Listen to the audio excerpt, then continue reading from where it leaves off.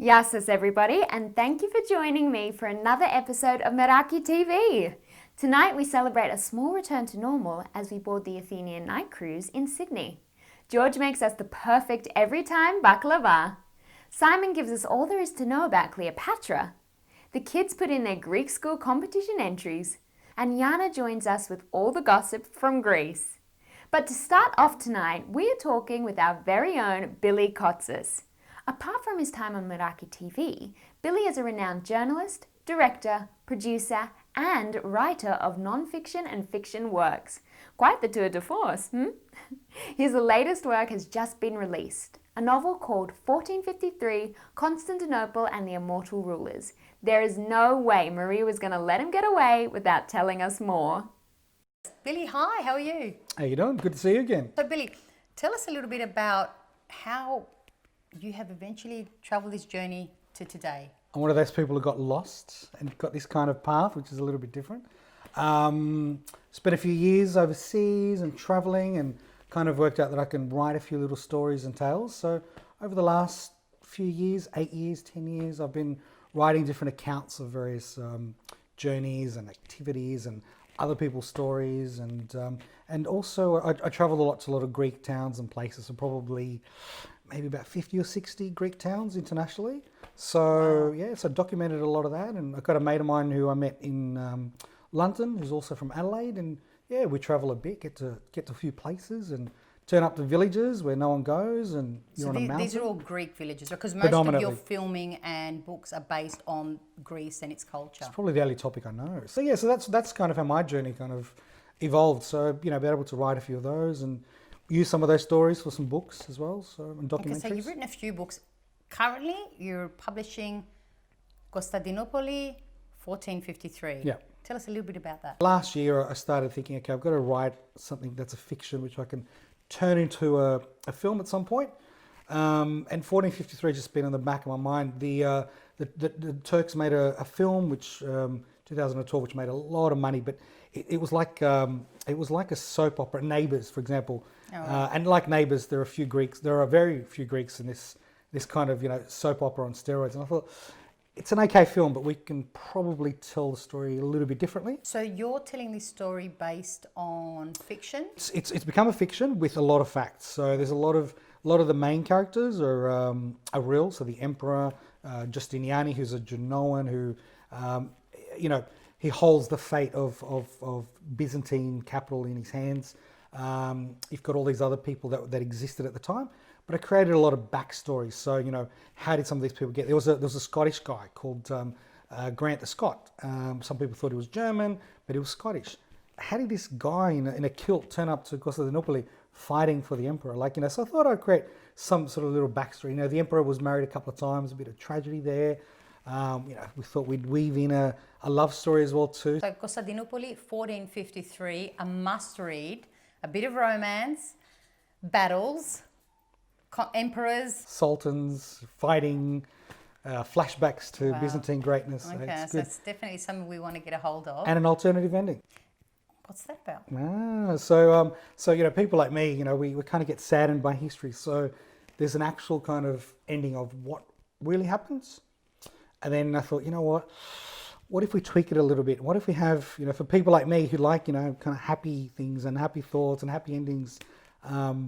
So we created, I created an alternative reality. Yeah. Wow. Yeah. So what could have been? What could have been. And there is that what could have, and the actual fact is, you know, 29th of May, 1453, there's a moment there at, you know, 3, 4, 5 a.m. in the morning where there's a what could have been moment. So you've got to read the book to kind of get that. Okay. And it's just, you know, fantastic. Just a small thing which could have changed the course of history, and we possibly could have held the city for a bit longer. So we've got here, film Greco of Calabria. So what is that about? Yeah, so my friend and I from London, we went over to a whole bunch of Greek villages in Calabria and also Apulia, and they're villages that speak an ancient Byzantine level of Greek. So, and we were taken around by predominantly younger kids, so kids that speak Greco, and it's a dialect which is similar, well, maybe, to a layperson, it's similar to, you know, the Cretan you might hear in, you know, in a village or a mountain in Crete, or the mountains of Cyprus, I guess. So it's today real old. they still speak with the Greek dialect. Yeah, 2,800 years later. Very quickly, tell us a little bit about your book here, Fairwater Foodies. Yeah, so this one, you know, obviously I ate a bit, so I know a little bit about food. But it's a company I was working for, Krazy's, 6-star Green Star development. So it was, you know, beautiful development, you know, environmentally friendly and community focused. So we got a whole bunch of people putting some recipes together, including one Greek one. And we produced it. It's beautiful. Very happy with that. We worked on that with a few people, led that project. So one of my favorite things I've ever done. This is a fabulous book. Guys, seriously, Once Upon a Time in Crystal Palace. It is about, it's for men, women, children. Soccer, Yep. England. Yep. Tell us a bit more about it. Brexit. It's just a bunch of friends. You know, one guy's from Greek Australia, one's from Cyprus, and they're playing in a local football team, Crystal Palace. And it's all these adventures and misadventures, and you know, in London, life revolves around a pub and your mates, and you know, a lot of that kind of stuff. But it's set in the time of Brexit, so there's a bit of racism, there's mental health issues, domestic violence. So there's some comedy elements, but with some real drama. What's happening with Billy in the next couple of years? Where do we see Billy in the next 5 years? Yeah, so look, hopefully, fingers crossed. So we're trying to make this into a film at the moment. Great. So working with some London producers and writing the screenplay as we speak. So that's looking good. We've actually got a couple of very good known actors who have agreed in principle to help us out. It's a stepping stone. So if we make that, the next element will be making a couple of films in Greece. 2 more books next year, I think. One set in the 1800s, and it's a comedy twist, and it makes fun of the rest of Europe. So sorry, Europe, but you deserve this. And the other one is an Aussie music book that Aussie music, because I'm a failed musician, so I wanted to write a book about rock. the with my many mates. sides of Billy. Sinigamas to good health, happiness, and to COVID. And to Meraki as well.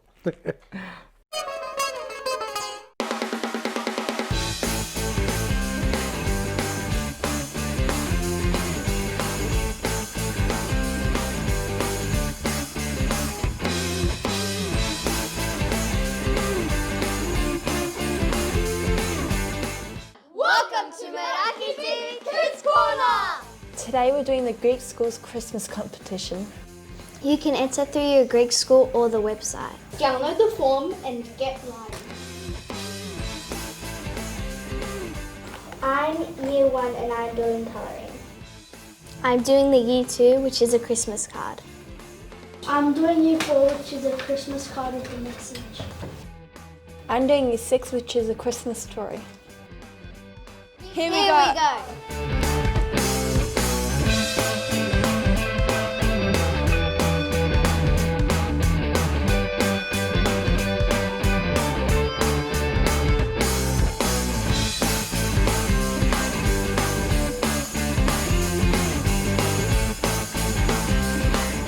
The first prize in each year is A $50 Smiggle voucher. What are you going to buy with yours? Thanks for watching Meraki TV Kids Corner.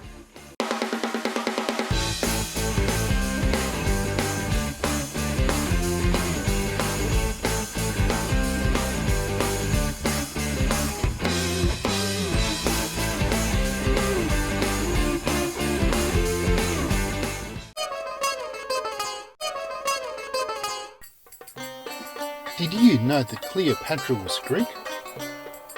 There's an often held misconception that Cleopatra was Egyptian, but in fact she was Greek.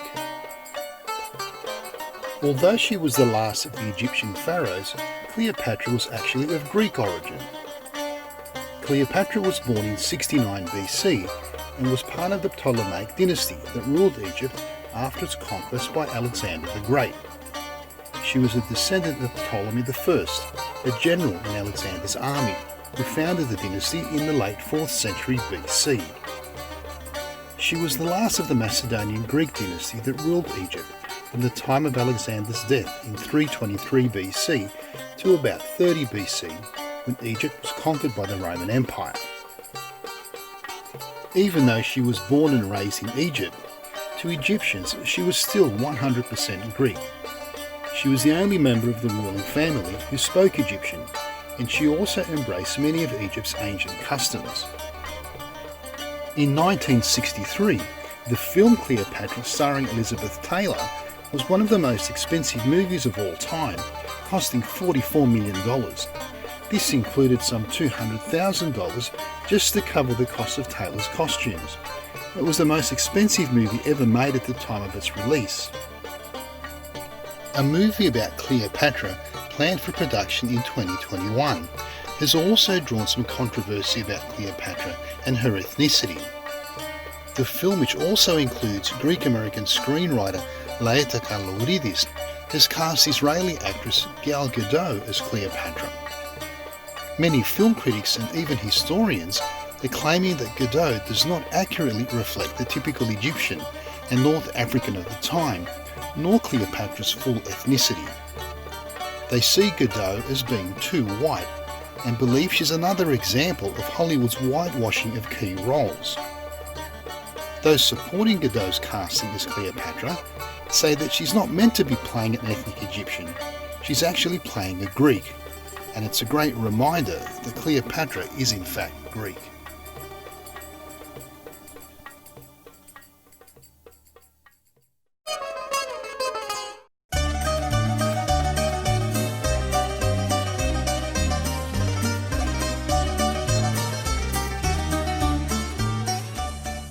Γεια σας παιδιά, welcome back to my cuisina or our cuisina over here with Meraki TV. Guys, today we are doing a beautiful dessert that all of us know.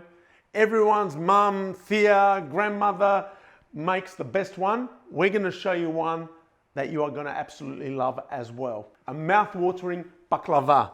All you need as far as ingredients go, παιδιά, is we need about 1 kilo of sugar, some filo pastry, some unsalted butter, ground almonds, amygdala, a bit of breadcrumb. Cinnamon, some ground cloves, and 2 lemons. To start off, we use unsalted butter. One thing that's going to add a lot of extra flavour to your baklava dish or any dessert dish that you do is if you clarify your butter. You put it in, you bring it to a boil, then you must lower the temperature down so it simmers for a period of time, because what we want to do is separate the milk solids, because there's milk, water components in the butter. We want to separate those. The water's going to evaporate, and then what happens, instead of having a bright yellow butter when you just melt it, it ends up being a beautiful dark golden color, which gives it a magnificent flavor. We are now going to prepare the syrup. 1 litre of water, 1 kilo of sugar. We want to flavour it. Animal, we're going to put a few cloves, so just a pinch of cloves. Then we've got to put a couple of cinnamon sticks or cinnamon quills. And then we want to add a bit of lemon and put the lemon in there as well. We put it on the heat, bring it up to a boil, lower it so it's simmering for about, I'd say this size, for probably about 15 minutes. Switch it off and let it come to room temperature. Your syrup's ready. Butter's on. Syrup is on. Now we make our mix for the baklava. Now some people use ground like real meal, which is very fine, almost like a flour. My recommendation is don't do that, because it's going to make your baklava like a brick. So a variation of pieces, that is good because that's rustic, it gives it texture, it makes you feel like you're eating one that your yum made. Put about 1/2 to 3/4 of a cup of breadcrumb, some ground cinnamon and ground cloves. We mix that together. Animal, go for it. The butter is ready. I'm going to show you this color right now. The sugar syrup has come to a boil. I'm turning it down now. I've got Anna holding the plate here so I can show you guys the contrast, the difference in color. Look at the golden color that is. One thing I want to tell you about filo pastry. Once you're here and you've opened this packet and you expose it, being thin, it's going to dry up very quickly. So what you want to do is work with it very quickly. And then we get couple of layers of the filo pastry. So I've put a couple this side now. Now I'm going to put another couple over this side. Papa, Yeah. how many layers of filo do you put? We generally put 2 on each side, as in 2 across that way, this way, and that way. It gives it a good base on the bottom. I'm going to give it another filo in the bottom just to add an extra one. Now that we've got that, we're going to start layering. So what we want to do is probably put a good 4 layers of filo in between each layer of almond or walnut or whatever it is you use. I've put the sheets on the side. I've done a few layers. This is my last layer of baklava as far as filo goes. And the reason I put 4 layers of filo pastry in each layer is because then when you cut it, you have a contrast in between each layer, so it looks really, really good. Now what we do, animal, is we go another few layers. So what we do is put these over, put a touch of butter. I fold it over and I bring it over, bring it over so it's like a tight package. Then to finish it off, I go over here corner to corner. That way I only need to cut this and that end. I don't need to cut 4 ends of the filo pastry. Finish it off buttering. Animal, yes. We need to preheat that oven. So if you want to put the oven on for me, all right? And then we put it at about 175 degrees. If you've got it at 175 degrees, for a tray of baklava like this, you can be guided by color, making sure that it's cooked nice golden brown evenly. It'll take around 45 to 50 minutes. Now I carefully cut the edges out of here.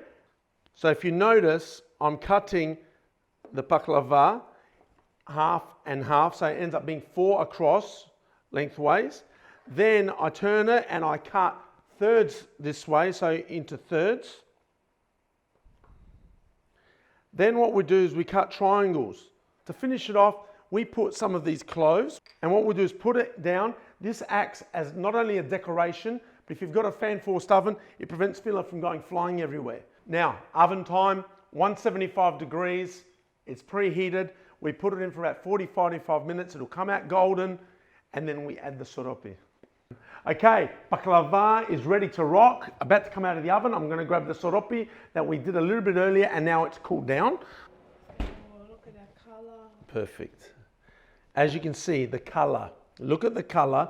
Not only do we look at the golden brown on the top, but in the cuts where we've done in the creases, you want to see a bit of a darkness so that you're not deceived thinking it's all cooked on the top. That gives you an idea that it's ready on the inside. Hot baklava out of the oven and Cold, syrupy.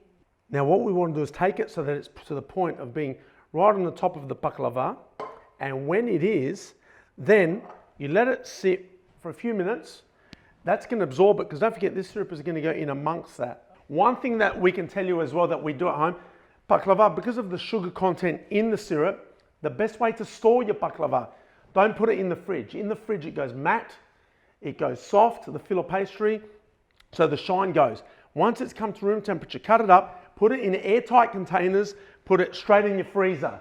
In your freezer, you can take a piece out, take a bite, and it's just the most refreshing baklava ever, because it will not freeze solid. It will just go really, really cold, and the filo pastry and everything will stay crisp. So guys, enjoy your baklava like we are. Adekaliorixi.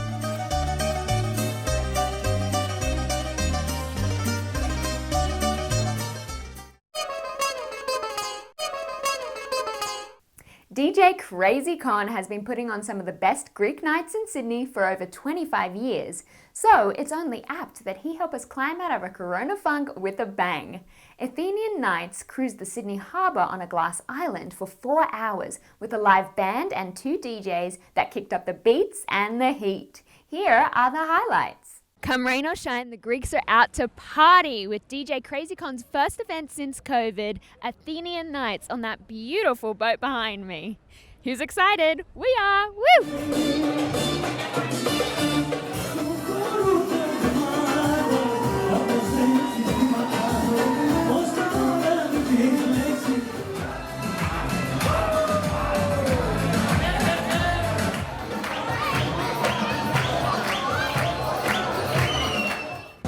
Hey guys, it's DJ Krazy and welcome here to Glass Island.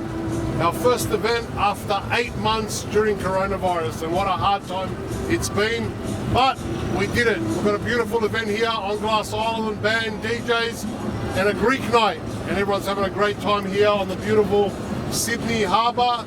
And I hope all our viewers on Meraki TV are enjoying the view as much as we are. It's been a challenge and a half to do a Greek night again after so many months, but we did it, and everyone's having a great time inside with the entertainment. I just want to tell you about my upcoming CD. It's my anniversary album, the 25th album in my CD series. It's going to be coming out in summer this year. Look out for it. 25th album, Grease Mix 25, and it's been a great journey. The album's reached the ARIA charts, it's reached the iTunes charts, it's available worldwide, and I'm so excited to be presenting the 25th album in the series. So anyway, we're going to go back inside, on board, have a drink, have svinaki, and enjoy our first Greek night for a while. Yassas.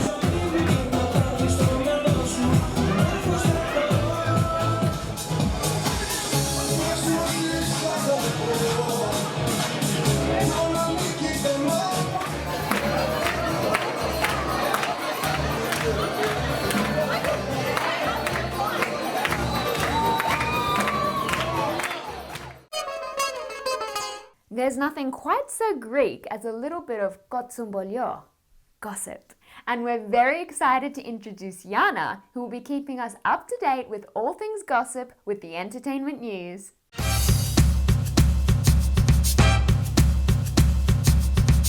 Hi everybody, I'm Yianna and I'm so excited to be bringing you all the kotsumbolio from Greece here on Meraki TV.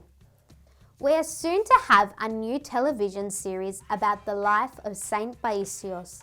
The series is set to be filmed in Gonitsa in the region of Epiro, where Saint Paisios spent most of his life before becoming a monk. Saint Paisios is the newest of the faith saints, having passed away in 1994 and then canonized in 2015. And is known for making many famous predictions about world events and politics, including a future war between Turkey and Russia that will lead to Greece expanding her borders to areas that had been Greek during the time of antiquity. The television series about the life of the saint will include big names in the world of Greek theatre, television and cinema. We can't wait! The stunning Greek island of Cotsis is soon to become the setting of a Hollywood movie titled The Lost Daughter, starring Olivia Colman and Dakota Johnson, and directed by no other than Maggie Gyllenhaal, who will be making her directorial debut. Cotsis, of course, is renowned for being the island where the only motor vehicles allowed are taxis. It promises to be a cinema masterpiece with a backdrop like that. The film is set to be released in 2021. And if you're a little lost for a Christmas present for the gamer in your life, stress no more. There's a new video game in town called Hades, and it throws its player into the ancient world of Greek mythology. The story follows Zagreus, the son of Hades, as he attempts to flee the underworld and reaches Greece's Mount Olympus, encountering many iconic figures from Greek mythology along the way. The game was released by Supergiant Games on Nintendo Switch, PC and Mac, and within 3 days of its release sold over 1 million copies. Hades is available on the Nintendo eShop and Steam. That's it from me this week. Catch me next week for more of your favorite kotsumbolio.